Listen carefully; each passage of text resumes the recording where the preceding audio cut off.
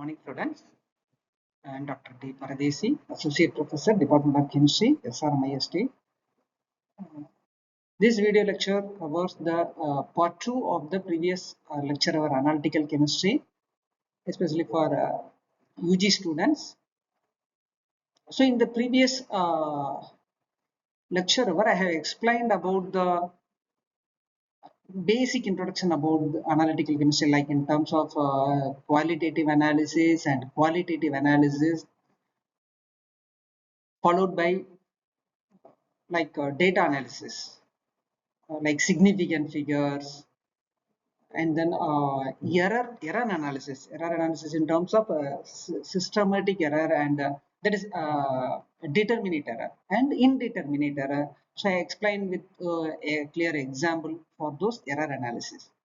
Then I have covered accuracy and precision. So what is meant by accuracy and precision? These are all the topic I have explained in the previous slides. Now let us move to the next part. Before that, I will brief about the accuracy and precision on circuit.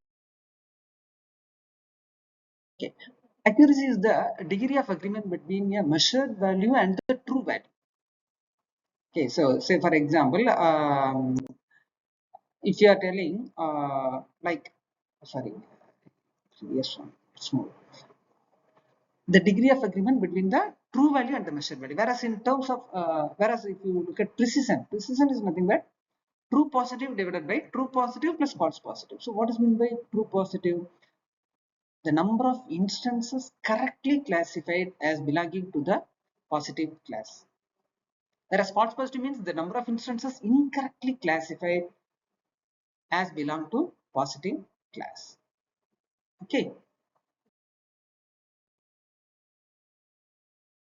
Say for example, imagine if you design a model which is used to detect spam email. So the model if the model identify 90 email as a spam. Okay, out of these 90 email, 80 are actually spam. Then the 80 is said to be true positive. The remaining 10 are actually legitimate emails. So that this is incorrectly classified as spam. So that is called a false positive. So for this case, precision is equal to 80 divided by 80 plus 10, 90. Okay, so 80 by 90 is equal to 0.888. If you are telling your answer in terms of percentage, then it is 88%. So this is the way to find out the precision. Okay, so this slide I have explained a little bit in the previous session. So if you look at the first image, the value, the repeated analysis gives the conclusion the results are not precise and not accuracy. If you look at the second image, all the values are very close, but it is not in the accurate reading. So low accuracy but high precision. Okay, whereas if you look at the last one, all are within the range of accurate value, and the values are also precise. So high accuracy and high precise. So how can we differentiate accuracy and precision? Okay, accuracy always refers to the agreement between the actual and the true value or observed real value. Whereas precision implies the level of variation that lies in the values of several measurements of the same factor. So repeated experiments. Okay, so another important thing, accuracy is very close to the results of the standard value. The accuracy reading, say for example 20.8 is the true value, then the accurate value means it may be 27.8, 27.9 or 28.1. It is very close to the real value. Whereas in the precision, it can how closely the results agree with the another. That means within a single factor or single measurement, you cannot find out precision. So accuracy, single factor of measurement or more may be needed for explaining accuracy, but single measurement is not at all represent the precise value. So multiple measurements or factors are required to comment about the precision. Okay, so it is possible for a measurement to be accurate on occasion as a fluke. For a measurement to be consistently accurate, it should also be precise. That means results can be precise, not for the single measurement, continuous measurement. If it is closely agreement with the real true value, then you can say the readings are precise. Okay, so these are all the difference between accuracy and precision. Let us see some exercise. Look at the problem. The volume of liquid is 20.5 ml. That is the titer value of the titration. 20.5 ml is the true value. Which of the following set of measurements represent the value with good accuracy? So the true value is given 20.5. So among the four, which exhibits good accuracy? So the answer is option D. Okay, right. Let us see one more exercise. The value of a liquid is 18.5 ml. True value is 18.5. Which of the following measurements shows good precision? So look at carefully.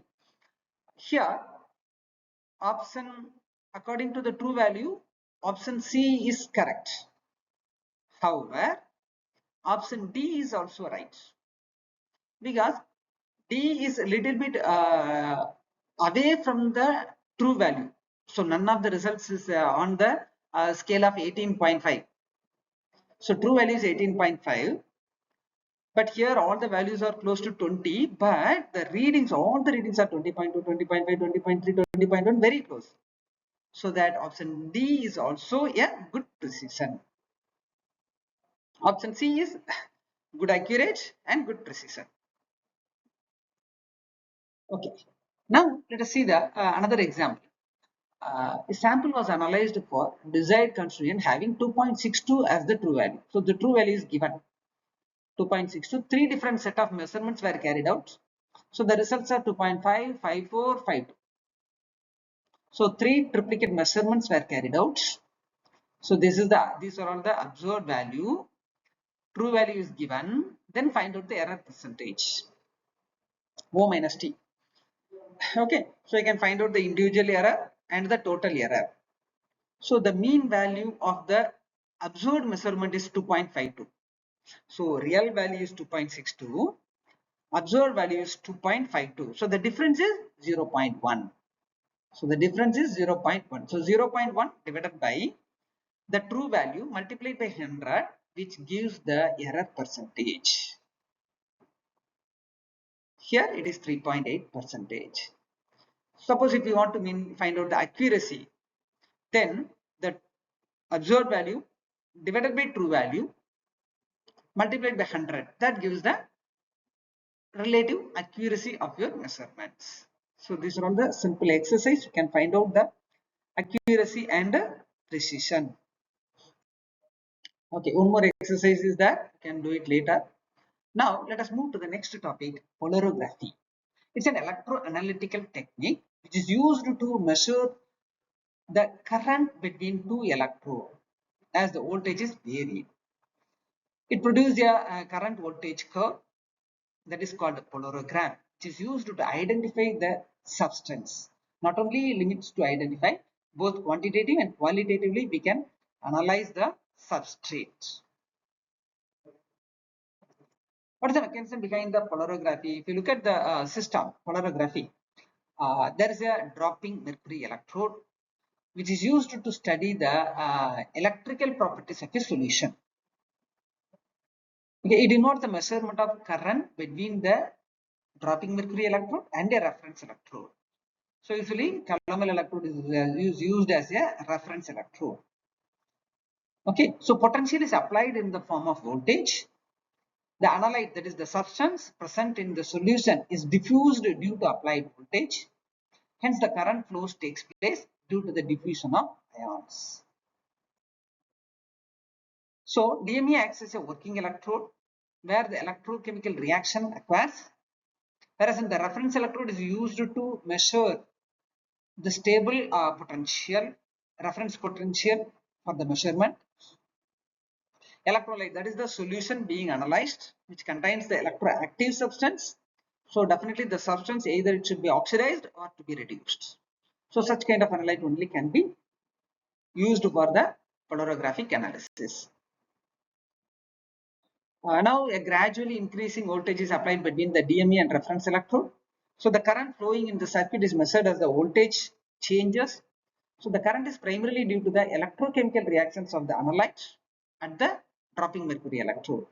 So the plot of current versus voltage is the polarigram, which exhibits characteristic features like half-wave potential. It is related to identify the analytes, and the diffusion current, which is used to find out the concentration of the light. So these are all the mechanism behind the polarigraphy and where it works. So a lot of organic measurement, organic analysis, inorganic analysis, especially in the pharmaceutical analysis, and then environmental, food science. See, if you look at food science, I think all of you know that Maggi, it's a very tasty food. Many students are, kids are like, still, many kids, they are addicted to Maggi, noodles. Okay, but in 2015, it's a case study. Maggi noodles, it contains 17.2 ppm of lead. Just imagine, the prescribed, the allowable limit is 0.01 ppm. How much variation? Allowed limit is 0.01 ppm, whereas the result analysis suggests that it is 17.2 ppm lead. In addition to that, MSG is also present, so that such kind of foods to be avoided, and it's very uh,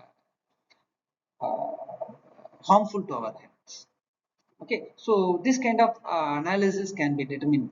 The presence of mercury not only limited to that, the quantity, how quantitatively we can find out how much lead is present in the food sample. Not only lead, any type of metals. Okay, so what are the advantages and disadvantages of polarigraphy? Okay, so it is very sensitive. We can detect substances even at low concentration, that I'm telling ppm level. Versatile, wide range of substance can be analyzed. Relatively simple instrumentation technique compared to some complicated other techniques. And reproducible results. The DME provides a consistent electrode surface so that we can get the reproducibility. These are all the advantages. Whereas the limitation is mercury toxicity.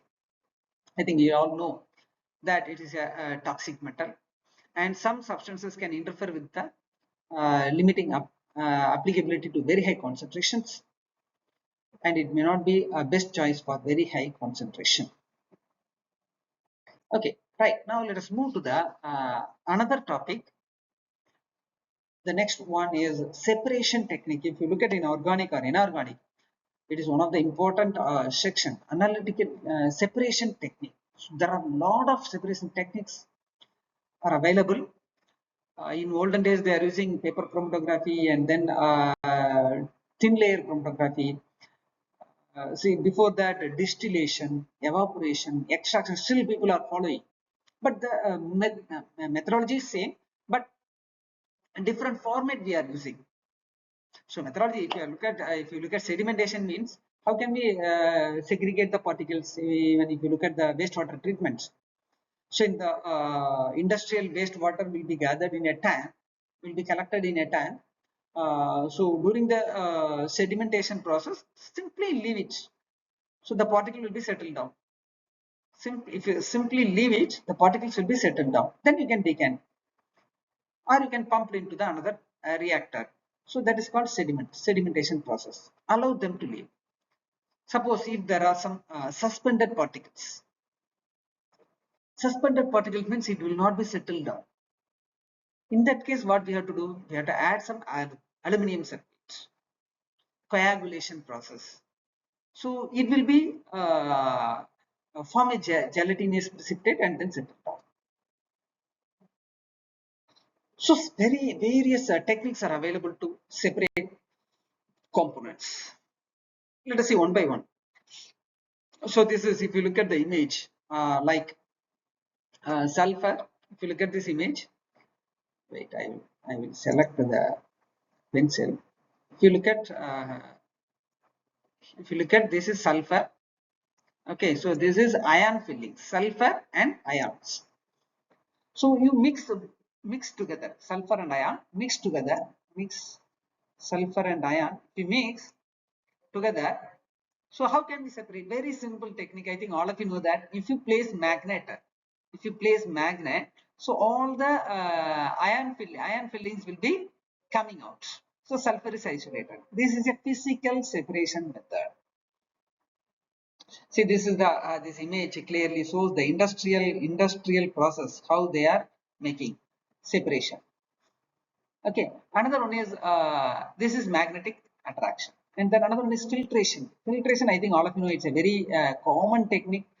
So filtration itself, you can use the for chemical separation, a separating funnel, or the normal funnel. Solid liquid separation means you can use a normal funnel, glass funnel.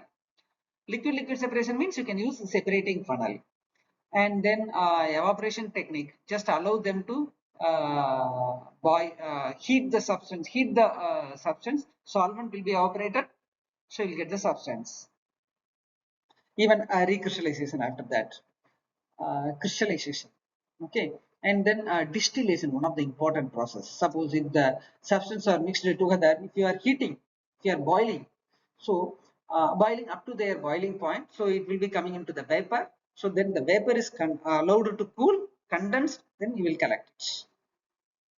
So again, there is a fractional distillation, we'll see later. And then finally chromatographic technique. Let us see the procedure one by one. So distillation, this is the simple distillation setup. I think it's a very basic apparatus. It's a round bottom flask. This is the round bottom flask. Okay, here there is a adapter, here it is a thermometer. If you are applying heat, so either the heat may be provided in the form of mantle or water bath or hot plate, anything. Okay, depends upon the substance what you are taking. Here it is a water. So water means you can use mantle or oil bath. Okay, right. So if you are applying heat, the water will be evaporated. Probably the temperature may be 100 to 105 degrees Celsius. The water will be evaporated, will boil. Then the condensed water vapor will be allowed to cool via the condenser. So this is the Libby condenser. So water vapor is allowed to cool. Here you have to circulate the water, cold water in and out. So the condensed cold water is, if you are circulating, the vapor will be allowed to cool. Immediately again it will be converted into the liquid.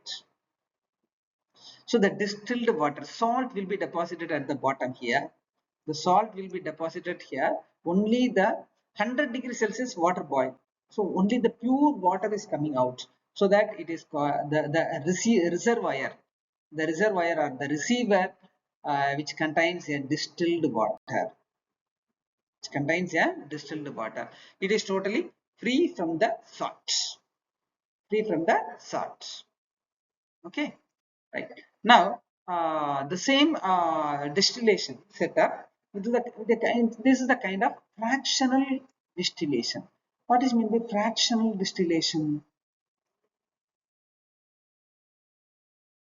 Okay. Let's see the fractional distillation. If you look at in the flask, in the round bottom flask, if we are having it's a mixture of, suppose, A, B, C, D. If you look at, there are three or four substance A, B, C. Three substances. Say for example, three substances are mixed together in this mixture. Now we have to isolate A separately, B separately, and C separately. We have to isolate all the three individually. In that case, fractional distillation is used. So what we have to do, it's a fractionating column, and there is a thermometer, and the condenser is used.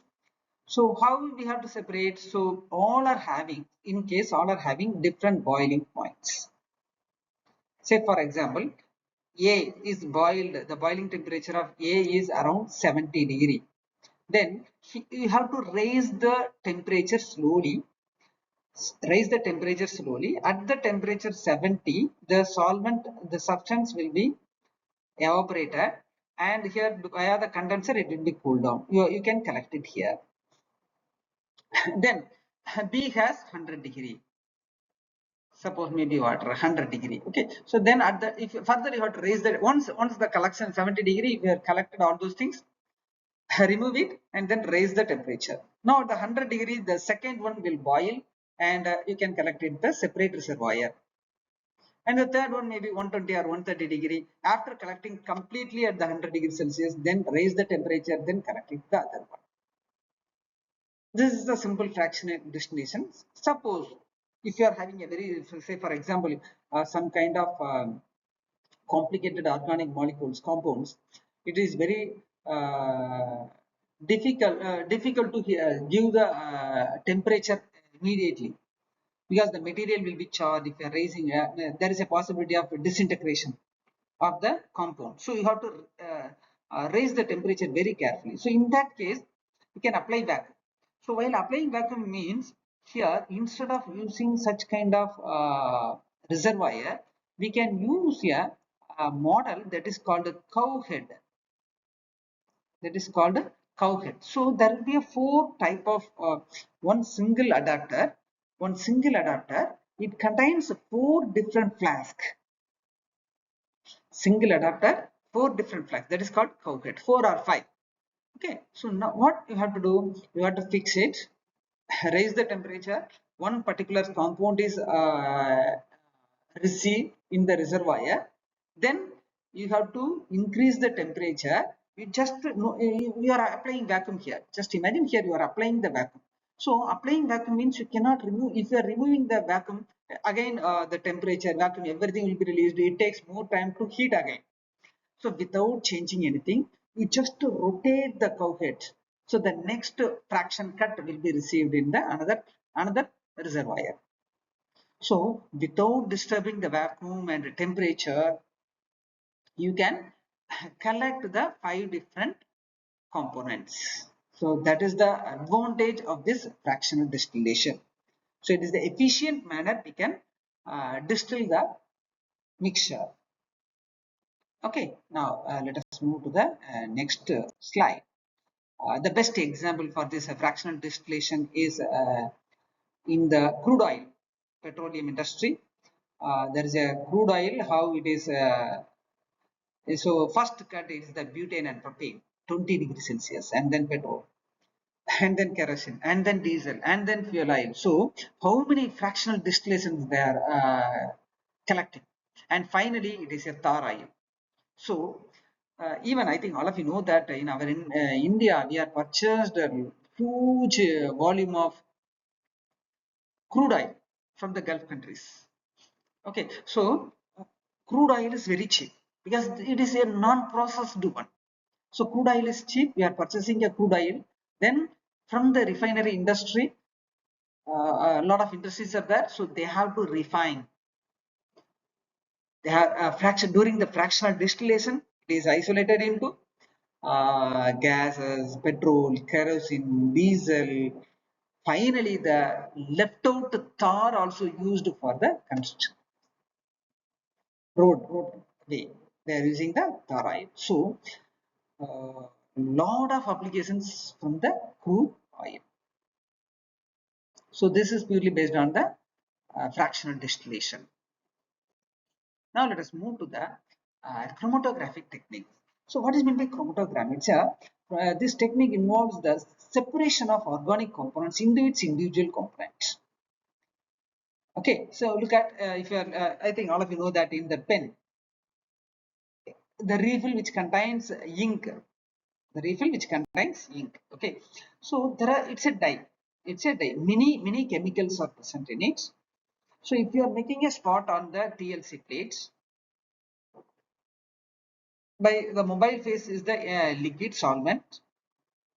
So you can see lot of colors, lot of components isolated from the one spot of your pen. One spot of your pen, it shows different colors. So separation of component, that is the chromatographic technique. So lot of applications you will see one by one, and types and applications both we will study in this lecture hours. Okay, right. So what are the top classification of chromatography, adsorption chromatography, TLC, column chromatography, partition chromatography, HPLC, high performance liquid chromatography, or we can call it as high pressure liquid chromatography, gas chromatography, ion exchange chromatography. So there are number of chromatographic techniques are there. So adsorption chromatography is based on the differential rate of adsorption on the solute to the stationary phase. So depending upon the component's adsorptivity, different solutes are adsorbed on the adsorbent to varying degrees in the adsorption chromatographic process. So the picture clearly intimates that the substance which are readily adsorbed on the substrates. So there are a lot of identification, a lot of components will be identified with the help of this adsorption chromatography, like carbohydrates and fats. So this is the technique adsorption. Then TLC. This technique is widely used for in-process analysis of almost all kind of industry: organic industry, textile industry, pharmaceutical industry, dye industry. Most of the organic based industries, TLC is one of the preliminary and important techniques to monitor the process of their experiments. Okay, so what is the things behind this TLC? There are stationary phase and mobile phase. Stationary phase is nothing but your silica. Mobile phase is nothing but solvents. What we are going to use. Okay, so right, what kind of solvent will be used? We have to start with their mixture, like non-polar and polar mixture. So mostly the mobile phase combination will be hexane ethyl acetate. Hexane is non-polar, ethyl acetate is polar. So 4:1, and then 3:2, and then 2:2. So different ratios we can follow. It depends upon the elution and separation factor. Okay, so the important thing is for the TLC analysis is the essential one in an industry process, whether the reaction is going or not, whether the product is formed or not, whether the intermediate is formed or not, whether is there any other impurity is formed or not. So everything can be analyzed with the help of TLC, thin layer chromatographic technique. Okay, then column chromatography. Column chromatography means it's a physically we can separate the component. Physically we can separate and isolate the components. Here also same, stationary phase and mobile phase. Here in a glass column, you have to add the silica. You have to prepare a slurry of silica and transfer it. And then if you are pouring some bioextract in the column, so the column is fully tightly packed with silica gel. So different sizes are there. Okay, so the column is tightly packed with silica gel with a proper solvent. Mostly hexane will be used. Then you have to pour which substance you want to isolate. A plus B plus C or three different mixture you have. Then you have to transfer your substance with a suitable solvent. Okay, then you have to increase the polarity of the mobile phase system. That means add some quantity of ethyl acetate, chloroform, or IPA, isopropyl alcohol. Then the elution, separation will be takes place. So the components will be isolated. So you have to collect it physically. You can collect it. The TLC you can find out only qualitatively. Whereas in case of column chromatography, physically you are separating the components. So cut 1, cut 2, cut 3, different colors will be there. So based on the retention factor, it will be emitted. So physically you can collect the substance in the medium of solvent. Then if you evaporate the solvent, you will get the real substance. So this technique is widely used for bioextracts, even in the organic and the pharmaceutical industry, people are using still the column chromatography technique. Look at the images. Look at the images. I will explain. See, this is a stationary phase. This is a stationary phase. This is the loaded sample. Okay, loaded sample is here, and then how the initially nothing is there, then now it is changed into two different color. So red and green. So two mixers are isolated here. So loaded sample, it is colorless. Loaded sample, it is colorless. Look at the blue color is stationary phase. Violet color is mobile phase. So loaded sample is actually colorless. Then if you are adding the polarity, if you are increasing the polarity, the sample is separated green and red. So the mixture is isolated here. So first one is green. So the green is coming out. So green compound is isolated separately. Then the red one is isolated separately. Evaporate the solvent, you will get the substance. That's all. Very simple and widely used this column chromatography technique to isolate the mixture. Okay, then partition chromatography or paper chromatography. This technique is also used for the component from liquid phase. Okay, so in this technique, the retention factor is given by the distance traveled by the component from the mobile phase to the stationary phase, and then back to the mobile phase. So you have to shake well before extraction. It is clear. Then see, look at the image. Before extraction, this is solvent layer. This is the organic compound in aqueous layer. So blue color, dark blue is organic compound in aqueous layer, whereas the solvent is pure yellow in color. Now you have to shake the solution, just vigorously shake the solution, and frequently you have to release the pressure. Now after extraction, find out that the intensity of blue color is reduced. That means the compound now it is coming to the organic layer. Look at the organic layer, the intensity of yellow is reduced and the green color is yellow is green is absorbed. So this is the liquid extraction technique, paper partition chromatographic technique.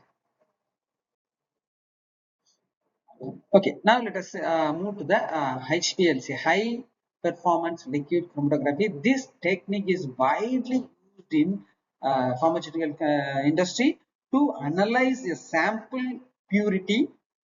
So not only stopped with the purity of a substance, it is very helpful to determine the related substance analysis. So what is mean by related substance? Say for example, nowadays people are more focusing on impurity, not purity. Purity definitely people will achieve. If there are standard procedure, very standard procedure, so they will follow the procedure, definitely they will get the purity.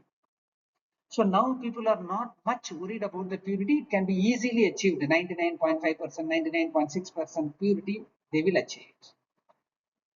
But people are more focusing towards the reduction of impurity. Okay, free from impurity, because the level of achievement, or we can call it as a specification, mostly in the wide range. Purity means not lower than 99%, 99.5%. That can be easily attained. But impurity not more than 0.1%, not more than 0.15%. That is very difficult to control. So people are more focusing towards the reduction of impurity. So how can we determine the impurity? That chromatographic technique.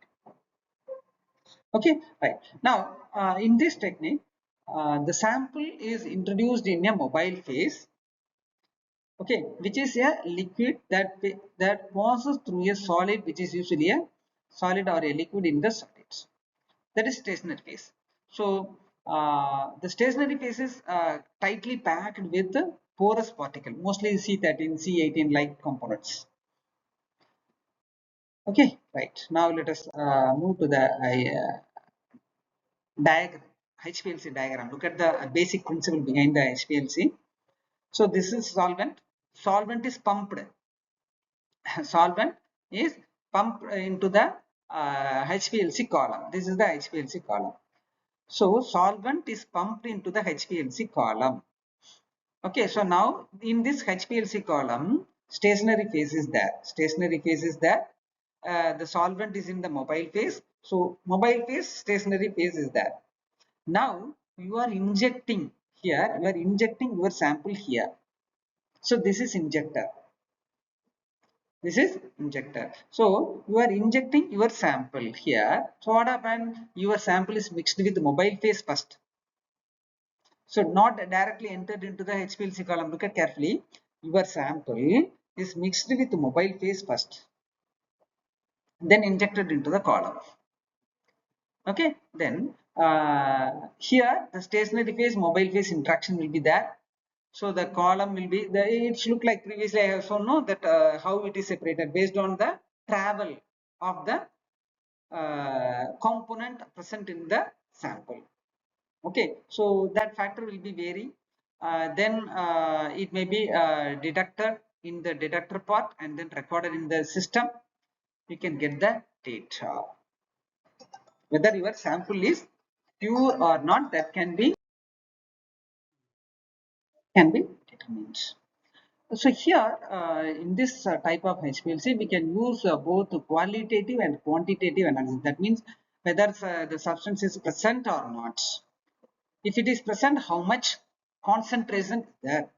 So in both way, we can get the information. So this technique is widely used in pharmaceutical industry, especially for the drug analysis. Okay, now let us see the model. I think here, if you look at this, this is a Shimatsu model. Here, this is the pump, detector, and a degasser. If there is any air bubble, it will interfere the result. So the mobile phase should be free from air bubble, so that degasser is used. Okay, so this mobile phase is pumped into the column. So column is here. Mostly the column should be in the room temperature. Suppose if you want to analyze in your sample, interaction will be at a little bit higher temperature, 50 degree or 60 degree. Then the column should be maintained in a oven. Okay, so that's very, it depends upon the case. Most of the analysis columns are not required. This is sorry, this oven is not required. Okay, some kind, if you are getting any fluctuation of your result, depends upon the temperature sensitive, then we can use the oven. Can use the oven uh, for keeping the column to run to get a smooth spectrum. Okay, then the output result, there will be a reservoir. You can collect the waste behind that. The spectrum will be sorry, chromatogram will be recorded in the system. Okay, so this is a image of HPLC column. Okay, it is fully made up of stainless steel column packing, and it is the outer one is stainless steel. So C13 material or C8 material, C18 material. So number of stationary phases are available. Okay, so the image which clearly shows the how it's, and some God column is also there. Suppose if the packing material is very sensitive and costly, then you can use God column, where we have to use mostly to avoid any kind of impurities to stack on the stationary phase. Then it spoils the quality of the column. So in this case, we have to use the God column. So God column means if anything is there, it will be absorbed by the God column. God column, you can easily remove it, and you can thoroughly wash with various solvent, you sonicate, and then you can remove the impurity. Then again you can use it. Not only in impurity, any kind of disturbance in the solutes. Okay, right. So the next one is gas chromatographic technique. So the liquid chromatography, now gas chromatography. So it is purely depends upon the vaporization. The solvent which is easily volatile, then only it can be analyzed here. Otherwise, it's very difficult. So this technique is designed for the substance which are in volatile in nature. Okay, so such kind of sample can be analyzed. Mostly, if you are even if you are looking at first we should know the necessity for this chromatographic gas chromatographic technique. Say for example, if you are consuming a drug, paracetamol, well-known drug, paracetamol. So during the process of paracetamol, during the production of paracetamol, people are using some kind of solvent. Not only paracetamol, no, don't stick on paracetamol. Any organic, any pharmaceutical drug, definitely it carry a lot of steps, intermediate steps. So each steps there is a possibility of using solvents. Various solvent maybe one or two or three number of solvent may be used. Finally, the material will be completely dried, even though maybe dried 105 degree, 120 degree, depends upon the solvent used. Even though they are telling it is completely evaporated, completely removed the solvent from the drug, still there is a possibility of adsorbent, there is a possibility of bounded solvent over the substance, drug molecule. There is a possibility. And there is a allowable limit also according to the specification, that is pharmacopoeia. According to pharmacopoeia, there will be an allowable limit for some kind of solvents. Say for example, 5 ppm is allowed, 10 ppm is allowed. Allowable limit for each solvent. Methanol, ethanol, acetane, acetone, IPA. For each solvent, there will be a prescribed limit for the from the pharmacopoeia. So how can we determine from the drug substance how much, how, what's the volume of solvent in the drug molecule? How can we determine? So based on the gas chromatographic technique, we can find out. Okay, right. Now, what are the components? So this is the schematic flow diagram. This is the mobile gas or carrier gas. Here we are using the word carrier gas. Whereas in the liquid chromatography, mobile phase, we are using mobile phase. Here it is in the term carrier gas. Mostly nitrogen, inert material, inert gas. Nitrogen will be used as a carrier gas.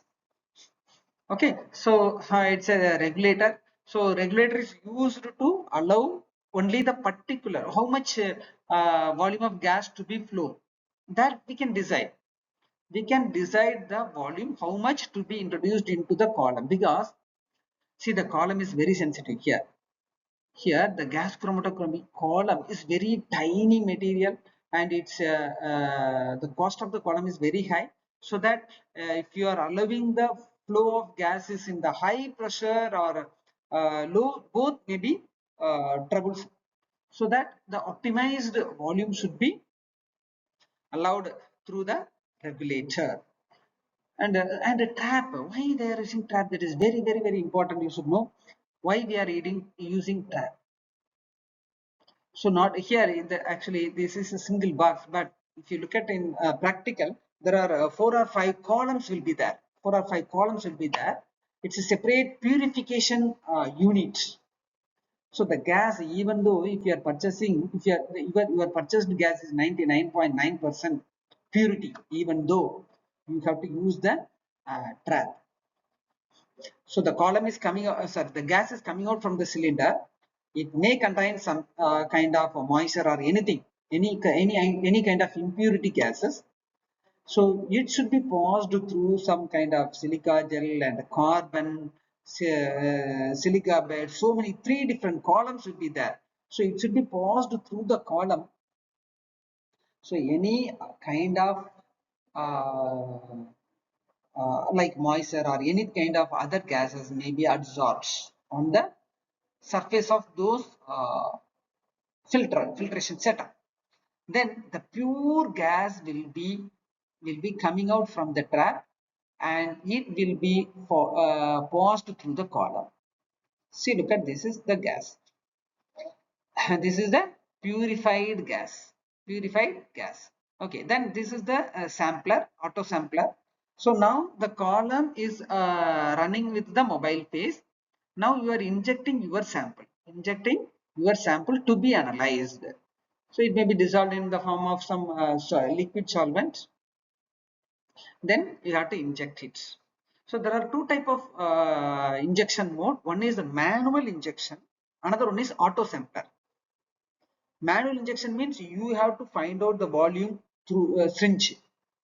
So 1 microliter, 10 microliter, 5 microliter, 5 microliter level only you have to inject for the gas chromatography.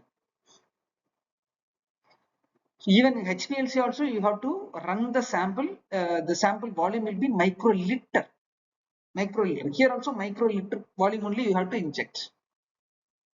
So 10 microliter manually you have to take and you have to inject it. This is one method. Another method is auto sampler. Here look at auto sampler. Auto sampler means you have to provide the sample in the auto sampling compartments. So automatically it will be taking out, and if you are setting 10 microliter means it will inject the needle. It will take only 10 microliter. It will take only 10 microliter and then inject. That is the auto sampling technique. So the now the carrier gas carry the solute sample into the column. Same kind of separation takes place. Interaction between the carrier gas and the stationary phase over. You will get the isolated component. Here the components are isolated. What are all the gases present in the sample will be displayed in the chromatogram. So this is the technique, the schematic diagram for the gas chromatography. So there are a lot of applications in the gas chromatography.